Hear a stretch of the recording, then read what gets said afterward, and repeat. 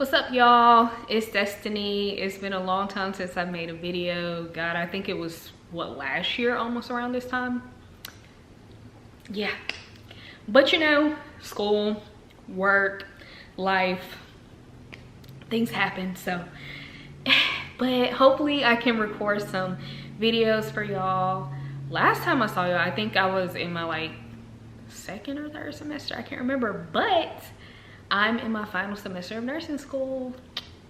I graduate in December, so it's a few months from now. I'm so excited. But with that being said, I have 10 tips that I wrote down for y'all about just surviving nursing school. I think these are tips that I wish someone would have told me when I started, or things that I started doing like halfway through that I wish I would have been doing from the beginning. But I'm here to tell y'all so y'all don't have to learn the hard way like I did. So we're gonna get right into this video. Tip number 1, so start studying the day that you learn the material. Don't wait until the week of the exam or the day before the exam or the day of the exam to start studying. Something that I started doing was the day that I would learn the material, like the day we have lecture, when I get home later that day, I would go over it. So I would either rewrite my notes or add to them or just reorganize it in some way and just actively go through it. Like, do I understand this? Does it make sense? Oh, this isn't clicking that much. Let me highlight this and spend some more time on it. I really didn't get that. Let me ask my teacher a question about it. I'll just start going through it and start putting together my study material and doing all the things. I am gonna try to make a study routine video to kind of show y'all my process of studying in a separate thing, but that's a part of what I do. And a lot of what I do is based on something called the forgetting curve or learning curve. I'll put it somewhere up here, but I'll talk more about it in that study video. But the idea of it is, really, the longer you wait to start studying the material and getting it in your head, from the time that you learn it, the more that you're gonna forget it. But I'll talk more about that, like I said, in a different video. But start studying the minute that you learn it in class. It kind of helps it to stick more. It helps you to make sense of it so that when you're studying and materials being added on day after day after day, it doesn't feel like this overwhelming amount of information when it's time for the test. So take it from me, don't do that to yourself. I am a professional procrastinator. I'm getting better. Hopefully I'll continue to get better, but don't do like me. Just start studying the minute that you learn the material. Tip number 2, try to understand the material versus memorizing it. Memorizing it is just like, okay, let me read it over and over and over again and try to get it in here for the sake of the exam. Understanding it is, let me try to understand this disease process, why these things are happening in the body. Let me understand these signs and symptoms, because it helps you to be a better nurse when you're taking care of patients that are dealing with these things. And also, I feel like it helps you when you're taking your exams and when you'll take the NCLEX, because if you understand it, then you'll also understand why patients present the way they do when they have signs and symptoms. For example, let's just say you have a patient that has had a heart attack. The term is technically myocardial infarction, but a heart attack is what we know it by. When you understand like the disease process of a heart attack, it'll help you to understand the signs and symptoms. Like, one of the symptoms is like people get pale when they are having a heart attack. You can memorize that, but if you understand that, hey, when your heart is being deprived of oxygen and proper blood flow, your body is going to be like, hey, like, that's a problem. We got to fix that. Let's shunt all the blood into the body and get it to the heart. Your body is like, okay, get more blood to the heart and through the heart versus supplying it to your skin cells. Oh, your skin can wait, so that's probably why you get pale, because all the blood is trying to get somewhere else. So when you understand that, you don't have to just memorize pale. You won't be like, why are they pale? When you understand that, you'll be like, okay, you know what I mean? If that made any sense at all. Hopefully it did. it made sense to me. Tip number 3, do 10 practice questions daily, or at least try to get like 50 to 75 a week. Not only is it good practice for NCLEX, but it's, you know, excellent practice for your exams throughout school and just for your learning. When we are in nursing school, they test our knowledge by exams. When we take our licensure to be a nurse, they test us by exams.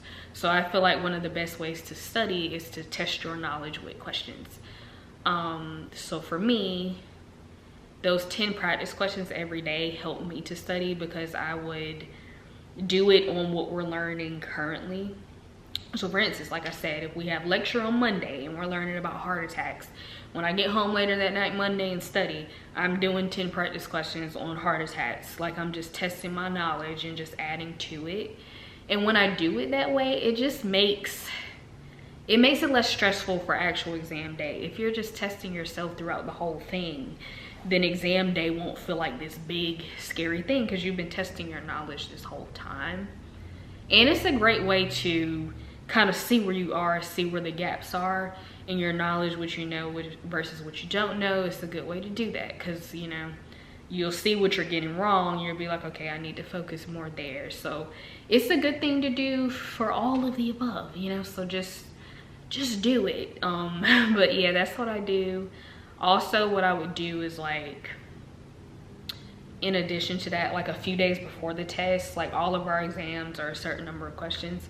So once it gets closer to the test, I would do like 50 questions in one setting and just practice it for all of the material that we're learning for our exams. My grades, or my exam scores, went up significantly more when I do it that way, when I study the day that we learn the material, when I do my practice questions. So I really think it's a good tip and it will help you, so I highly suggest doing that. Tip 4, kind of a general tip: don't strive for perfection. I did it a lot, as well as a lot of other nursing students. We try to strive for like perfection, knowing the most, kind of doing the most, but you know, perfection is overrated. None of us are perfect in this world. Just do your best. That's all that matters. C's get degrees. Your employer is not going to be checking your GPA. Your patients aren't going to be asking you about your GPA. They just want to know that you're a competent nurse, you're a safe nurse, and you know what you're doing. So do your best, unless you plan to, you know, get your master's degree and go for your CRNA or MP. I wouldn't stress too much about, you know, your grades. You know, it's impossible to be perfect. I have failed classes in nursing school. Thankfully, I got a second chance to do it again, and I beat myself up for it, but you know, I had to learn that it doesn't define me. I'm still going to be a great nurse. It just gave me another chance to, you know, learn the material. So don't beat yourself up. Don't strive for perfection. Do the best you can in areas that you know you need improvement on. Work on those, you know.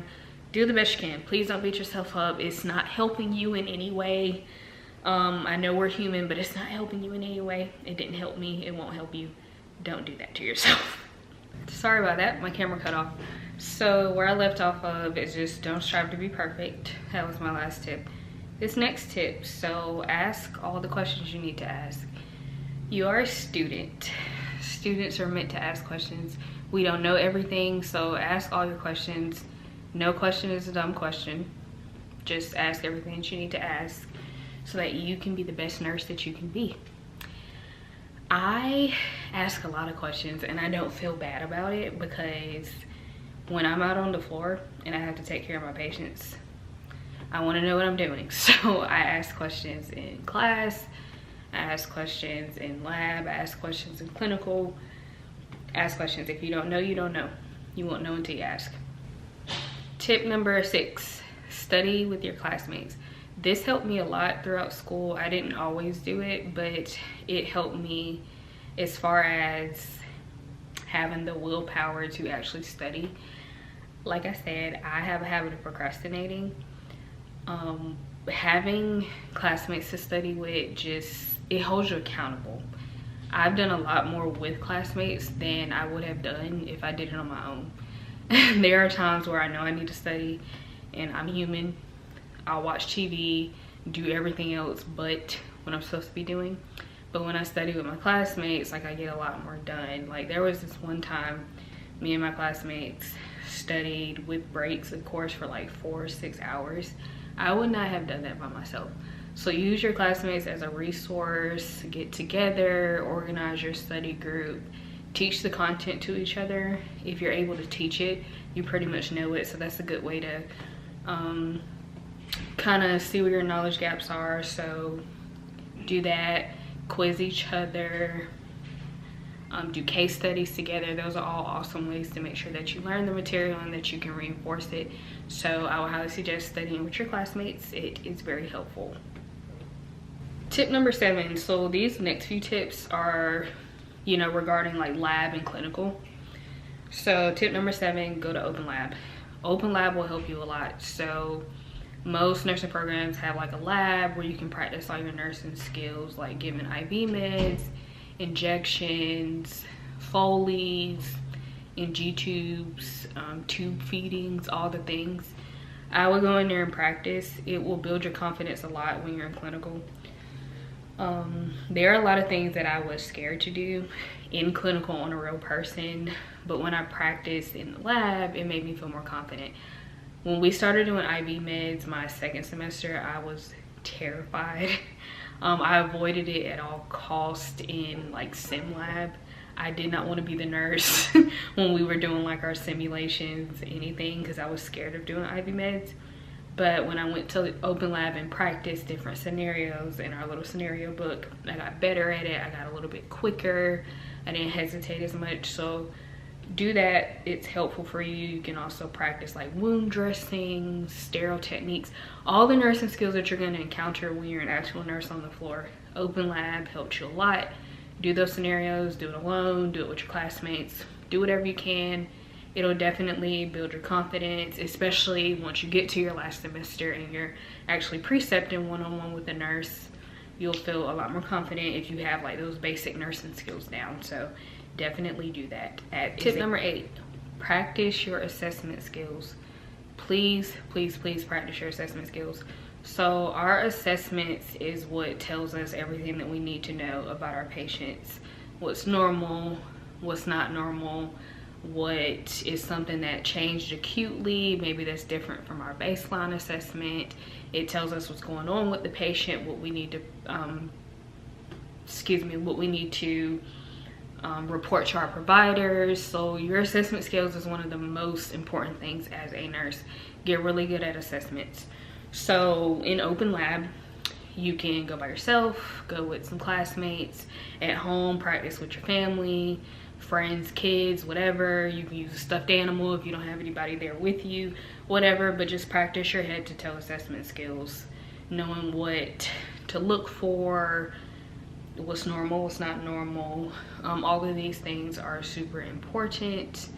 You can also do like certain scenarios with your friends. For example, like you can pretend you have a patient post-op day 3 from an appendectomy or something and figure out what type of assessments you need to do. So your first semester of nursing school, they normally have like a health assessment lecture where you learn about all the assessments, your head to toes, like your focused respiratory assessment, your focused cardiac assessment, like things like that. Get really good at it, pay attention to it, because if you're doing your assessments, if you don't know what you're looking at or what you're hearing or whatever, how are you going to help your patients? So assessing is a huge part of what we do as nurses. So really get good at that. Assess your patients, practice, practice, practice. When you are in clinical throughout your nursing program and you are assigned a patient, take that opportunity to do your head to toe. You're supposed to do it anyway, but really take it seriously. Do your head to toe assessments. You know, write down your findings. You know, never stop learning. Like, okay, I saw this on my patient. What does that typically mean? Or, you know, what is this? Ask your instructors. That's what they're there for. Ask your nurses that you're working with. Learn all that you can. The better that you get at your assessments, the better you can help your patients that you encounter when you're actually a nurse on the floor. So practice your assessment skills. tip number 9. So I would highly suggest finding and highlighting all of your medications that you're learning throughout the program, especially the medications that your patients will be taking when you're in clinical. Reason being is because a lot of those medications are like common things that you'll just see throughout the hospital, like given to different patients. So highlight it, read it, study it, make flashcards. That's a good way to familiarize yourself with medications. Especially if your school doesn't have like a designated pharmacology course. My program doesn't have a designated pharmacology class. We just learn pharmacology in each class throughout nursing school. So if your program is similar, I would highly suggest taking advantage of learning all the medications when you're in clinical that your patients are taking. That's super helpful. I did not do that until like semester 3 of nursing school, but that's what I started to do. So we have a drug guide. I actually have it down there, but we have a drug guide with all drugs in it. I would go and write down all the medications that my assigned patient was taking. I would go to my drug guide, highlight it, and just read about it. So they have your drug classes, it has the use of the drug, how the drug actually works in the body, how long it takes it to work, what are some labs you may want to look at, what assessments you want to do, what are the side effects, what are your life-threatening side effects, what are your contraindications, who shouldn't you give it to. All of those things is very helpful if you kind of do it throughout your program, just so you can get really good at the meds. And you're going to be tested on it anyway. You're going to be tested on it in class, you're going to be tested on it in the NCLEX. So, you know, just brush up on that and make sure you know those things. I found that very helpful when I started doing it versus when I didn't do it, like my first 2 semesters, and it made a huge difference, especially when I took exams and just when I was in clinical working with certain medications. So I suggest that you do that. It'll be helpful. Last tip to you. So this is kind of like a general tip. Don't neglect your self-care, okay? Please don't neglect your self-care. Nursing school is hard and it's a lot and it's stressful. Please do not neglect your self-care. Take care of yourself, you know, physically, mentally, emotionally. Like, take care of yourself and don't be too hard on yourself. It's a tough degree to get. It's a tough thing to do. Give yourself some grace. You're not perfect. There are going to be moments that you mess up. There are going to be moments that you're like, oh my God, and it's embarrassing. But we're all students. We're all learning. Even the best nurses that you see were students at some point. So, you know, give yourself some grace. Get some rest. I remember my first semester of nursing school. I was so sleep deprived and so tired. I went to school, had my shirt on inside out and backwards. Had no idea until my classmate told me. That's how stressed and sleep deprived I was. But we were all like that because some of my classmates would wake up in the middle of the night panicking. Like, I've heard all types of stories. But rely on your classmates. Y'all all going through it together. Give yourself some grace. Take care of yourself. All the things. Okay guys, well those were my tips, my 10 tips that I think will help you to survive nursing school.